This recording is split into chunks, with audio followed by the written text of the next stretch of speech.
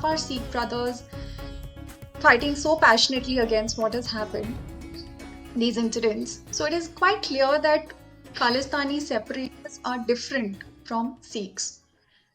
But I want to understand what exactly is the Khalistan movement and where is the point that the Khalistan movement diverges from Sikhism.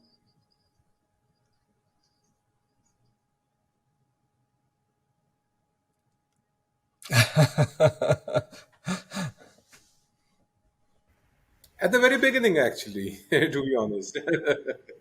At the very beginning, you see. So, what you see is Abrahamization of the Sikh religion. When Pehli Paatshah Guru Nanak Sahib Sache Paatshah says, Nanak Naam Chardi Kala Tere Paane Sarvata Da Pala, which is equivalent to Sarve Bhavantu Sukhina Sarve Santu Naramaya, Wow. which is equivalent to, which is equivalent to Vasudhaiva Kutumbakam. You're asking wellness for everybody. And then there are division factors. So at the very outset, they diverged from Sikhi. If they were in Sikhi, they would have never discussed all this. So like I said, it's a propaganda, and it's a propaganda which has been fueled by the West, and Pakistan is a tool or the instrument which actually executes it. So the money, the support, and let's say perhaps even the ideological or the physical support in the Western countries comes from their own establishment. They may masquerade as, very pro-India, politically speaking, but their agencies responsible, they are the ones to be blamed. And it's a state policy to keep this part of the world behind them so that they know the past of India was very glorious. There was a time when India used to contribute 35% of the global GDP. So they know the potential of people of India, the knowledge. This is the same DNA. I mean, we've only grown in number, you understand. The DNA remains the same. So they've tried to create a divide the society amongst religions, castes, bring in some, let's say, missionaries and convert people, so that they essentially, the idea of the West is to disconnect you from your roots. And this has always been the case.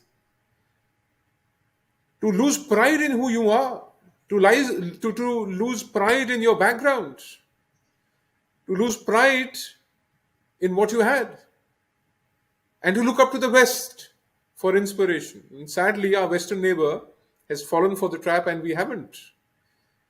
Yes, our polity did fall for a while, but our religious leaders knew that dharmo rakshe rakshate.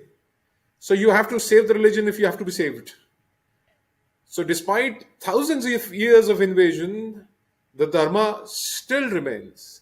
While other civilizations focused on, let's say, economical growth, some perhaps even population growth, our society has always focused on the spiritual growth. So that is the path forward, because economy will not get you solace and satisfaction, a lot of money. That can get you a lot of trouble. A lot of population can actually affect your economy, which is the other way. But spiritual growth gives you contentment with whatever you have. And contented people, satisfied people are the ones who can work best. That's my belief. That's how I look at how we have been able to survive over the years. How this Indic civilization will lead the way for the world, to tell the world what is the real term of being a human being. It's not to make money alone. Yes, earth is a part, but spirituality is the way forward.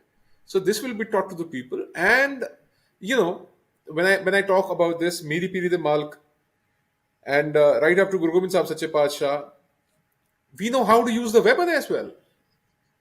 ਇੱਕ ਹੱਥ ਵਿੱਚ ਸ਼ਸਤਰ ਤੇ ਦੂਜੇ ਹੱਥ 'ਚ ਸ਼ਾਸਤਰ. So if you have shastra in your hand and you have shastra in the other, you know when to use the weapon.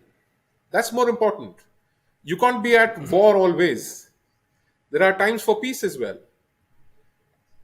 So even when there were wars within India, within the riyasats or the princely states of India, The rules of engagement were the peasants were never used to be killed, the houses of the civilians were never used to be destroyed, the farmlands were never burnt.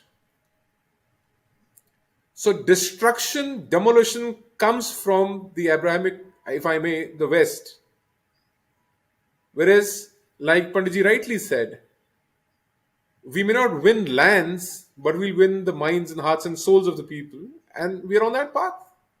And that is what, and that is what is the most dangerous phenomenon for the West, the rise of India, not just economically, but spiritually.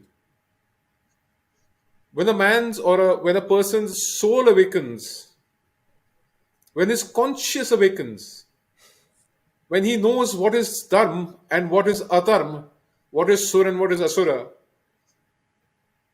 by his own deeds, not just by reading, because karne se hota hai.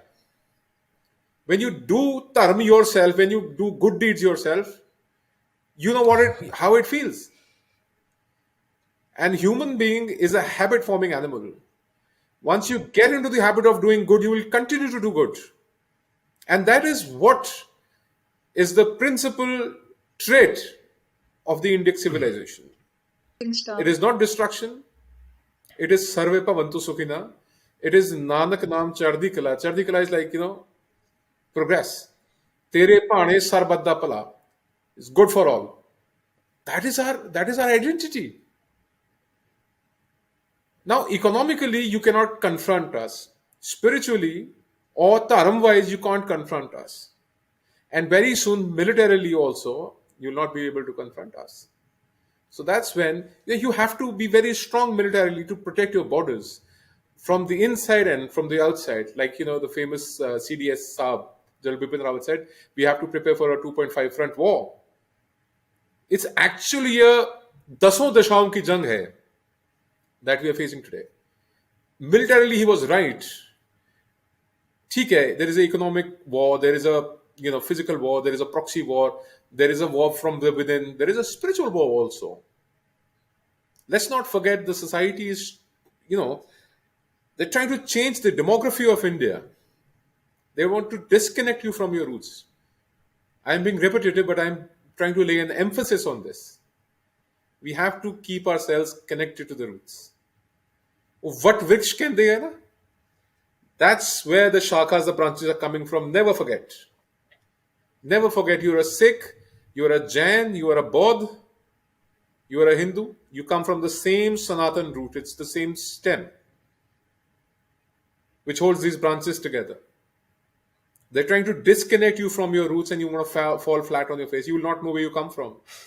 You become a confused lot like we have on the western side of the Red Cliff Line.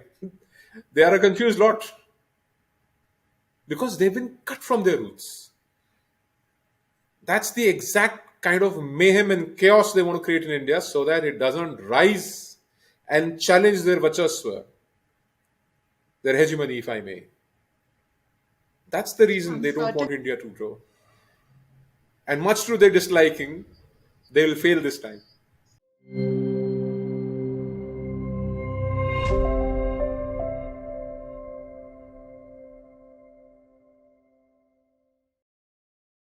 Please remember to subscribe to us and switch on the notifications for this channel. For our other social media links, more content, and to support our work, please visit citti.net. Dhanyavad. Namaskar.